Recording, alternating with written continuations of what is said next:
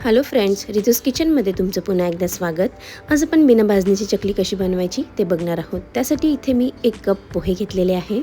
त्यात आपण कढईमध्ये टाकून 2 ते 3 मिनटं गरम करून घेणार आहोत. पोहे जास्तही भाजायचे नाही आहे, फक्त गरम करून घ्यायचे आहेत. आपण कांदा पोहे करायला जे पोहे करतो तेच पोहे आहेत हे. 2 ते 3 मिनटं हे पोहे छान असे भाजून घ्यायचे आहे आणि कडक करून घ्यायचे आहे.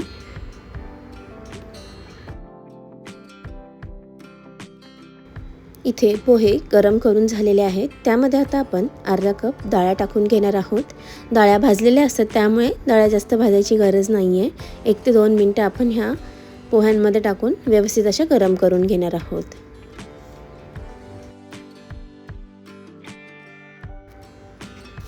इथे पोहे आणि डाळ्या व्यवस्थित असे गरम झालेले आहेत.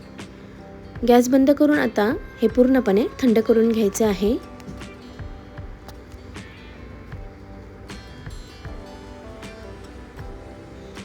इथे पोहे आणि डाळ्या पूर्णपणे थंड झालेल्या आहेत. त्यात आपण मिक्सरमध्ये टाकून घेणार आहोत आणि बारीक अशी पावडर करून घेणार आहोत.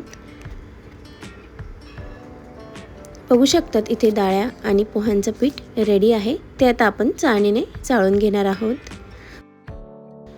जोपर्यंत आपली चकली रेडी होत आहे तोपर्यंत ज्यांनी कोणी अजून रितूस किचनला सबस्क्राईब केलं नसेल तर त्यांनी प्लीज सबस्क्राईब करा, बेल आयकॉन प्रेस करा, जेणेकरून प्रत्येक येणाऱ्या नवीन रेसिपीजचे नोटिफिकेशन तुम्हाला सगळ्यात आधी मिळतील. यात जे जाडसर कण राहिले होते ते आपण टाकून देणार आहोत. त्यानंतर यामध्ये आपण 1.5 कप तांदळाचं पीठ घालून घेणार आहोत. इथे आपण पोहा 1 कप आणि डाळ्या अर्धा कप असं 1.5 कप घेतलं होतं, म्हणून इथे आपण 1.5 कपच तांदळाचं पीठ घेतलेलं आहे. 2 चमचे पांढरे तीळ घातलेले आहेत. तीळ भरपूर टाकायचे आहेत म्हणजे चकली खमंग अशी होते. अर्धा चमचा धना पावडर टाकलेली आहे. अर्धा चमचा जिरा पावडर,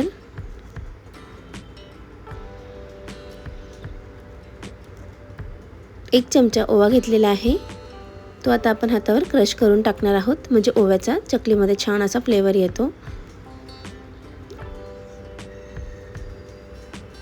त्यानंतर यामध्ये आपण आता लाल तिखटही टाकून घेणार आहोत. इथे मी 1.5 चमचा लाल तिखट घेतलेला आहे.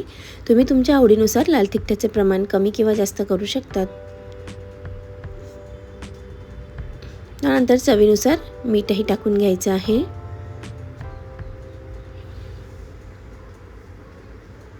पीठ आता स्प्रेड करून घेणार आहोत आणि यामध्ये आपल्याला 3 मोठे चमचे तेलाचं मोहन घालायचं आहे. तेल चांगलं कडकडीत करून घ्यायचं आहे आणि यावर ओतून घ्यायचं आहे. सगळ्यात आधी चमच्याने मिक्स करून घेणार आहोत आणि तेल कोमट झाल्यानंतर हे आपण हाताने व्यवस्थित असं मिक्स करून घ्यायचं आहे म्हणजे तेल संपूर्ण पिठाला व्यवस्थित असं लागेल. अगदी खमंग व खुसखुशीत अशा या चकल्या तयार होतात. इथे आता तेल कोमट झालेलं आहे त्यामुळे आता आपण हाताने संपूर्ण पिठाला हे तेल चोळून घेणार आहोत. जे बघू शकतात इथे मूठ वळत आहे म्हणजे आपलं मोहन परफेक्ट असं झालेलं आहे.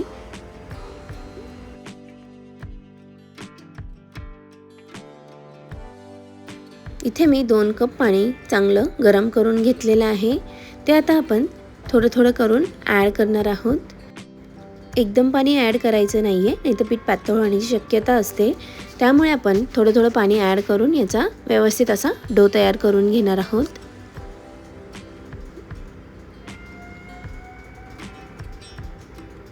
गरम पाण्यातच हे पीठ मळायचं आहे म्हणजे चकली छान अशी खुसखुशीत होते.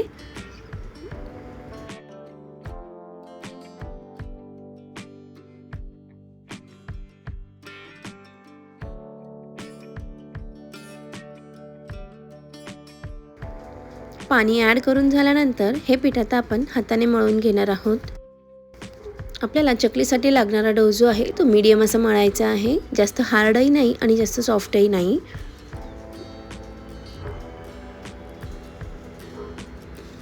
तुम्ही बघू शकतात इथे आपला डो रेडी झालेला आहे. हा डो आता आपण 10 मिनिटं झाकून व्यवस्थित असा मुरू देणार आहोत. 10 मिनिटं झालेली आहेत आणि आपला डो व्यवस्थित असा मुरला गेलेला आहे. आता या डोमधनं आपण एक पोर्शन काढून हातावर एकसारखा करून घेणार आहोत आणि सोऱ्यामध्ये भरून घेणार आहोत. अगदी झटपट व खमंग आणि अगदी कुरकुरीत अशा या चकल्या तयार होतात.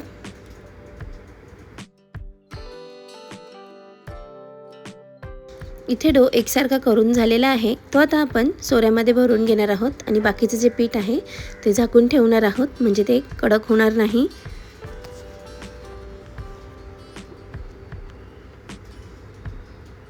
इथे पीठ सोऱ्यामध्ये व्यवस्थित असं भरून घ्यायचं आहे आणि त्यातून आता आपण चकली तयार करून घेणार आहोत.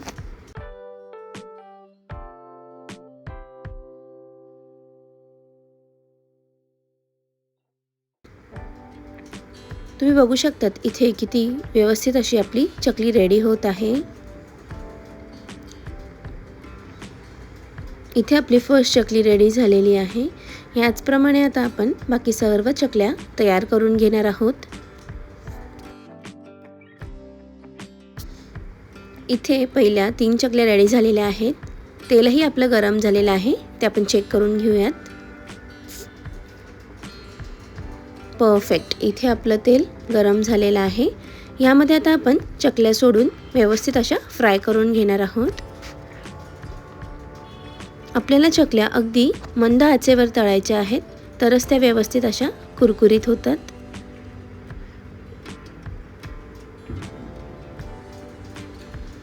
चकली तेलामध्ये टाकल्यानंतर जोपर्यंत बबल्स आहेत तोपर्यंत आपल्याला पलटायची नाही आहे.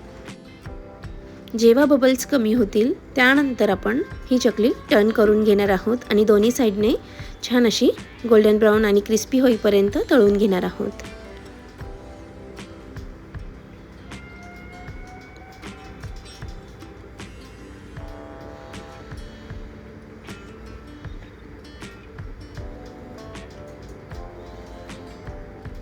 तुम्ही बघू शकतात इथे आपली चकल्यांची फर्स्ट बॅच रेडी झालेली आहे. याचप्रमाणे आता आपण सर्व चकल्या फ्राय करून घेणार आहोत.